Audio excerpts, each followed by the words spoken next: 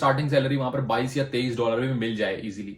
बाकी all the way depend on your experience की। अगर अभी जो आखिरी कोर्स मैं डिस्क्राइब करने जा रहा हूं, इस कोर्स का मतलब कुल मिला के ये है कि जिस इंसान को कुछ भी नहीं करना, उसने अपना ही कुछ दिमाग में ठाना हुआ है, लाइक उसको अपना। Hello guys, welcome back to the blog. This is Harinder Bhatia back with you once again. So आज जो है हम टॉपिक लेकर आए हैं आप लोगों के लिए, जो इंटरनेशनल स्टूडेंट हैं, कनाडा आने के बारे में सोच रहे हैं 2024 में, या आगे भी जो भी स्टूडेंट्स यहाँ पर आना चाहते हैं, उनके लिए सबसे पहले ये सवाल होता है कि कोर्स कौन सा लें। और बहुत सारे लोगों को ये जानना है कि भाई सबसे आसान कोर्स क्या है, क्योंकि कोर्सेज जो हमारे पास इंडिया में होते हैं, जो ऑप्शंस होते हैं लाइक इंजीनियरिंग के या बीएससी के या एमएससी के या जिस भी टाइप के कोर्सेज हमारे पास अवेलेबल होते हैं इंडिया में, मे भी हो सकता है कि कनाडा में होने वाले कोर्सेज जो स्पेशली इंटरनेशनल स्टूडेंट्स के लिए डिजाइन किए गए हैं, या आपको उसमें पीआर मिल सकती है या वर्क वीजा इजी मिल सकता है, प्लस जो है कोर्स आपका आसान भी होना चाहिए।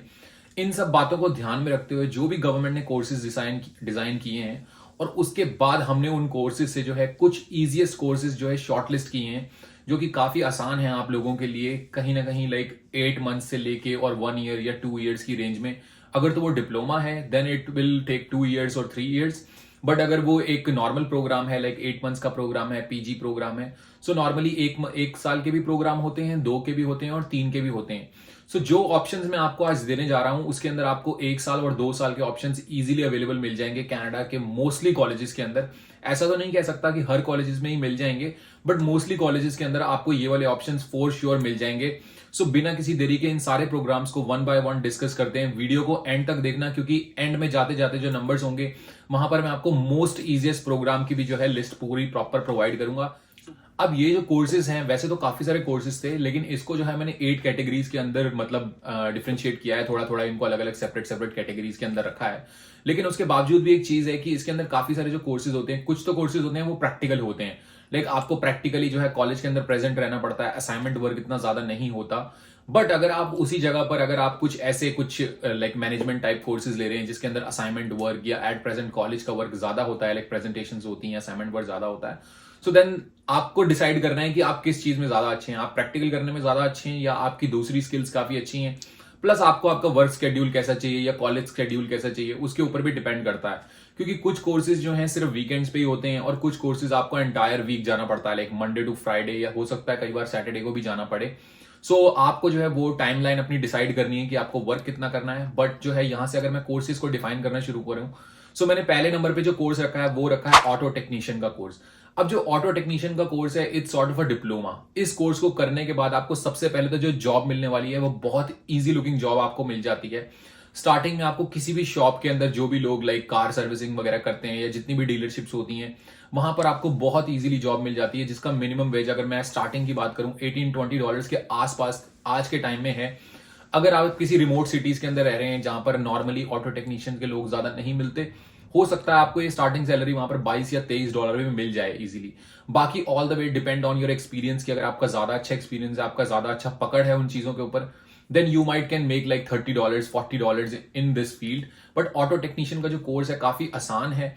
इसके अंदर आपको ज्यादा असाइनमेंट वर्क वगैरह नहीं होता, कुछ छोटे मोटे टेस्ट होते हैं इसके, और मोस्टली जो है आपका प्रैक्टिकल वर्क होता है, आपको दिखाया जाता है, बताया जाता है इंजन के बारे में, ब्रेक्स के बारे में, चीजों के बारे में, बेसिकली जो है गाड़ियों के बारे में आपको पूरा प्रॉपर ट्रेन किया जाता है, आपको बेसिकली एक टेक्नीशियन बनाया जाता है।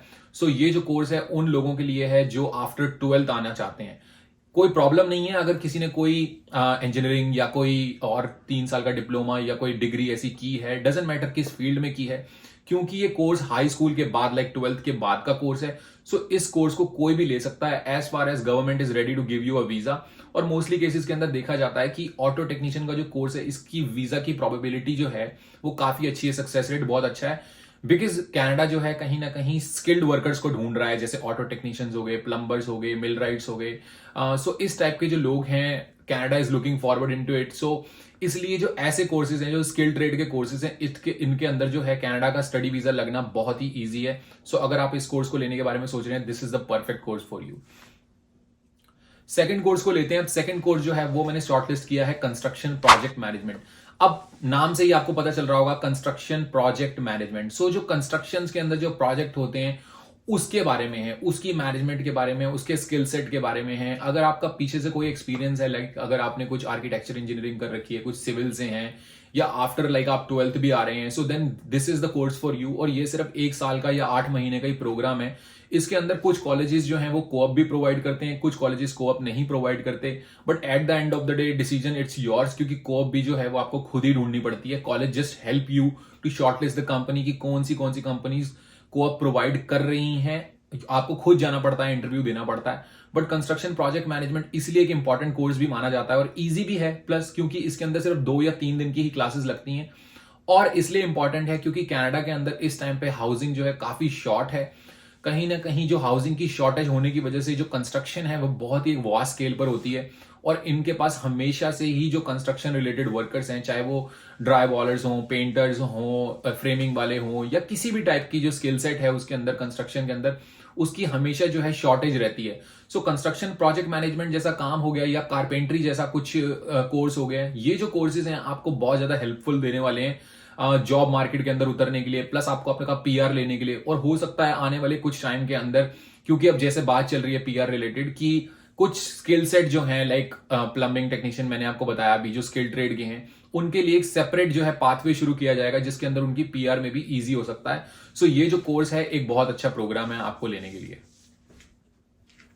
सो जो थर्ड प्रोग्राम है वो है अर्ली चाइल्डहुड। नाम से ही आपको पता चल रहा होगा अर्ली चाइल्डहुड, जो बच्चे हैं बिल्कुल छोटी एज के होते हैं, लाइक 3-4 साल के बच्चे होते हैं, उनकी जो चाइल्ड केयर होती है, उनके जो जब वो लोग स्कूल जाते हैं, लाइक उनकी बेबी सिटिंग करनी होती है बेसिकली ना, उनको पढ़ाना होता है। तो जैसे इंडिया के अंदर हम बोलते हैं कि आंगनवाड़ी है या डे केयर स्कूल्स हैं, इस टाइप से जो है ये अर्ली चाइल्डहुड का प्रोग्राम है जो आपको बेसिकली ट्रेन करता है छोटे बच्चों के साथ कैसे डील करना है, उसके लिए ये प्रोग्राम है। और प्रोग्राम इतना ज्यादा इंपॉर्टेंट है ये क्योंकि जैसे पॉपुलेशन बढ़ रही है कनाडा के अंदर, हर साल और ज्यादा इमिग्रेंट्स आ रहे हैं, हर साल 5 से 7 लाख लोग जो हैं और ऐड हो जाते हैं पॉपुलेशन के अंदर।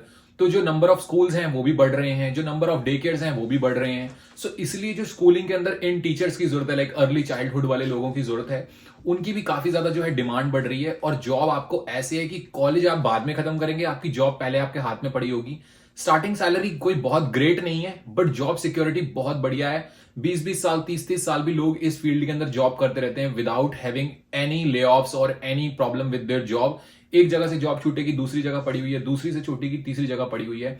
और स्पेशली लास्ट मैंने एक और वीडियो आपके लिए बनाई थी नैनी वाले प्रोग्राम की, क्योंकि देखा जा रहा है इन चीजों की भी शॉर्टेज हो रही है यहाँ पे, लाइक अर्ली चाइल्डहुड के बाद के जो लोग हैं, नैनी वाले हो गए, पीएसडब्ल्यूज हो गए, इस टाइप के जो लोग हैं यहाँ पे शॉर्टेज हो रही है ऐसी एजुकेशन की।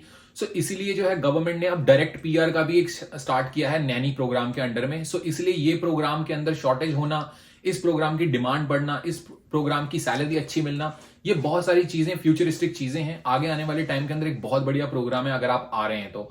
और 2 साल का प्रोग्राम होने का एक बेनिफिट ये है कि आपको बार बार एक तो वीजा एक्सटेंशन नहीं कराना है, सीधा सीधा आपको इंडिया से बैठे बिठाए या किसी भी कंट्री से बैठे बिठाए 2 साल का वीजा, स्टडी वीजा लगाना है।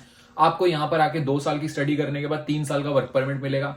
With in that period of time you will get your PR without having any problem in any province. आपको ज्यादा सोचने की जरूरत नहीं है कहां आना है कहां नहीं आना है, जहां आपका दिल करता है आप वहां आओ, ओंटारियो में आओ, बीसी में आओ, क्यूबेक में आओ, जहां दिल करता है। इस प्रोग्राम की demand all over Canada same ही है।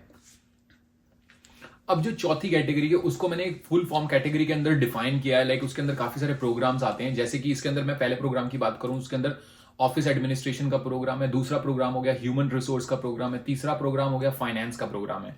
अब जो ऑफिस एडमिनिस्ट्रेशन का प्रोग्राम है, that programme will ended up giving you a job in any office, like front staff की जॉब हो गई, या पेपर वेपर मैनेज करने की जॉब हो गई, या ईमेल्स करने की, अपॉइंटमेंट्स बुक करने की, इस टाइप की इजी जॉब होती है। थोड़ी चिल रहती है, फ्लेक्सिबिलिटी होती है, वर्किंग आवर्स इजी रहते हैं, वर्कलोड ज्यादा नहीं होता। सो इस टाइप की जॉब जो है आपको ऑफिस एडमिनिस्ट्रेशन के बाद मिल सकती है। बाकी रही एचआर की बात, एचआर ह्यूमन रिसोर्स का आपको पता ही है, हर कंपनी हर जगह में, चाहे वो गवर्नमेंट है चाहे बैंक्स हैं, कई कैसी भी कंपनीज हैं, हर जगह पर ह्यूमन रिसोर्स के लोगों की जरूरत होती है, लोगों की हायरिंग की जरूरत होती है। और इस टाइम पे स्टाफिंग एजेंसीज इतनी ज्यादा हैं ऑल ओवर कनाडा के अंदर, क्योंकि मैंने बताया जैसे कि लेबर शॉर्टेज है वो सब है। सो बहुत सारी कंपनीज जो हैं जॉब सीकर्स को ढूंढने के लिए extra like third party services का यूज करती हैं, जहां पर ये जॉब मिलना, एचआर की जॉब मिलना काफी ईजी हो जाता है। अब बात करते हैं फाइनेंस रिलेटेड, जो मैंने आपको बताया इसी कैटेगरी के अंदर। अब जो फाइनेंस रिलेटेड स्टूडेंट है, जो फाइनेंस के सेक्टर में जाना चाहते हैं, उनके अंदर फाइनेंस हो गया या इंश्योरेंस वगैरह हो गया, इस टाइप के कोर्सेज इंक्लूड होते हैं। ये कोर्स आपको जनरली यहां पर 1 साल के अंदर अंदर फिनिश हो जाते हैं। इन जॉब्स को करने की एक बेटर चीज ये है क्योंकि कनाडा के अंदर जो है फाइनेंशियल चीजों को काफी ज्यादा देखा जाता है, क्योंकि इंडिया में अभी इतना है नहीं कि जहां पर आप देखेंगे कि बहुत ज्यादा लोग टैक्सेस वगैरह फाइल नहीं करते या चीजें नहीं करते, बट यहां पर जो है 95% ऑफ द लोग जॉब करते हैं, टैक्सेस फाइल करते हैं, अपने फाइनेंसिस को लेके अवेयर हैं, because they are educated, they are aware in that sense कि हाँ उनको पता है कि उनको अपना टैक्स फाइल करना है, उनको अपने पैसे सेव करने हैं, कैसे उनको अपने टैक्सेस को सेव करना है, कैसे उनको अपना सब कुछ मैनेज करना है। जैसे यहाँ पर बहुत सारी चीजें होती है लाइक, और हर इंसान के पास यहाँ पर एक इंश्योरेंस होता है, कुछ ना कुछ इंश्योरेंसेज होते हैं, चाहे वो लाइफ इंश्योरेंस हो, चाहे वो ऑटो इंश्योरेंस हो, किसी भी टाइप का इंश्योरेंस हो। बट मोस्टली लोगों के पास तो इंश्योरेंस की फील्ड, फाइनेंस की फील्ड कनाडा में बहुत ही वास्ट मेजोरिटी की है। और बैंक्स जो हैं इतने बड़े हैं, trillions of dollars of like money के बैंक्स हैं यहाँ पर। सो वहां पर इन जॉब्स को मिलना इजी हो जाता है। Plus having a finance studies from the college in Canada, आपको एक बेनिफिट मिल जाता है किसी भी बैंक में इजी एंट्री लेवल जॉब लेने का। उसके बाद आपको वो बैंक ही आगे से कुछ आपके ऊपर पैसा लगाता है, आपके ऊपर पैसा लगाने के बाद आपको एक्स्ट्रा लाइसेंसिंग के लिए भेजता है। लाइक गवर्नमेंट की कुछ एक्स्ट्रा लाइसेंसिंग होती है, अगर आपको इंश्योरेंस एजेंट बनना है या अगर आपको किसी और चीज का स्पेशलिस्ट बनना है, मॉर्गेज स्पेशलिस्ट बनना है, then banks will pay you to get those licensing. तो ये जो है एक बहुत बढ़िया प्रोग्राम है। अगर आपको एक चिल बैंकिंग टाइप की जॉब करनी है, उसके लिए आप ये प्रोग्राम ले सकते हैं। अब जैसे मैंने पिछला आपको बताया कि जो ऑफिस रिलेटेड आपको जॉब मिलती है, अब जो नेक्स्ट कैटेगरी है, जो फिफ्थ कैटेगरी है, वो आती है ऑपरेशन मैनेजमेंट प्रोग्राम हो गया, प्रोजेक्ट मैनेजमेंट हो गया, आपका मार्केटिंग मैनेजमेंट हो गया, सप्लाई चेन मैनेजमेंट हो गया, आपका ग्लोबल बिजनेस मैनेजमेंट हो गया। सो ये सारे प्रोग्राम जो है इनकी आप बॉटम लाइन देखेंगे सबकी सबकी सेम ही है। चाहे वो ऑपरेशन मैनेजमेंट है, उसके अंदर भी आपको एक 70-80% लाइक सिमिलैरिटी मिलेगी सप्लाई चेन मैनेजमेंट से, ऑपरेशन मैनेजमेंट से या ग्लोबल बिजनेस मैनेजमेंट से। सो इन प्रोग्राम्स के अंडर में आपको ट्रकिंग लाइन के अंदर, जैसे ट्रकिंग लाइन के डिस्पैचिंग की जॉब होती है, या फिर आपको उसके अंदर ऑपरेशंस की जॉब होती है, या किसी भी कंपनी के अंदर उनके ऑपरेशंस को मैनेज करने की, उनकी प्रोजेक्ट्स को मैनेज करने की, या उनकी सप्लाई चेन को मैनेज करने की जॉब्स होती हैं। इस टाइप की जॉब्स जो हैं आपको इस कैटेगरी के थ्रू अंडर में मिल जाएंगी। और ट्रकिंग हो गया, चाहे मैन्युफैक्चरिंग होगी, एक बहुत बड़ी मेजॉरिटी है इकोनॉमी के अंदर यहाँ कनाडा के अंदर। सो इनकी जॉब भी मिलना काफी ईजी हो जाती है। बट अगेन आपको उसके लिए ट्राई करना पड़ेगा, और काफी सारे इसके अंदर ऑप्शंस मिल जाते हैं आपको। जरूरी नहीं है कि आपने एक ही कैटेगरी की जॉब की और देन आपको एक सिमिलर कैटेगरी, आपने एमबीबीएस किया, you gonna become a doctor, ऐसा नहीं है।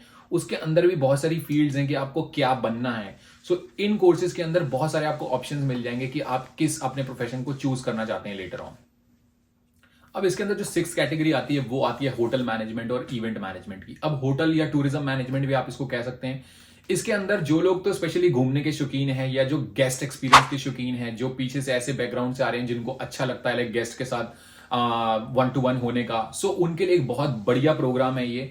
क्योंकि टूरिज्म जो है एक बहुत बड़ा सेक्टर है ऑल ओवर कनाडा के अंदर, चाहे वो आप क्यूबेक लीजिए, मॉन्ट्रियल हो गया वहां पर, या आप एल्बर्टा लीजिए जहां पर जेस्पर, बैंफ जैसे टूरिज्म प्लेसेस हैं, या आप बीसी लीजिए जहां पर विस्लर जैसी जगहें हैं, विक्टोरिया, वैंकूवर आइलैंड है। सो ऐसी जगहें जो हैं यहाँ पर टूरिज्म को काफी ज्यादा प्रमोट करती हैं। और टूरिज्म जो है उनकी अपनी इकोनॉमी के अंदर, उन प्रोविंसेस की अपनी इकोनॉमी के अंदर एक बहुत ही बड़ा मतलब एक मेजर रोल निभाता है। सो इसके अंदर जॉब मिलना भी काफी इजी हो जाती है। और प्लस इस कोर्स का एक बेनिफिट ये है कि आपको कॉलेज इटसेल्फ, जिस भी कॉलेज से या यूनिवर्सिटी से आप ये प्रोग्राम करते हैं, वो आपको आगे कॉलेज, आपको जो बड़े बड़े होटल्स होते हैं लाइक 3 स्टार 5 स्टार, चाहे वो विद इन द सिटी हैं या आउटस्कर्ट्स के अंदर हैं, वहां पर आपको वो लोग एज अ प्रमोट करने के लिए, उन इवेंट्स को मैनेज करने के लिए, या उन होटल्स को किसी चीज को मैनेज करने के लिए वहां पर आगे सेंड करते हैं।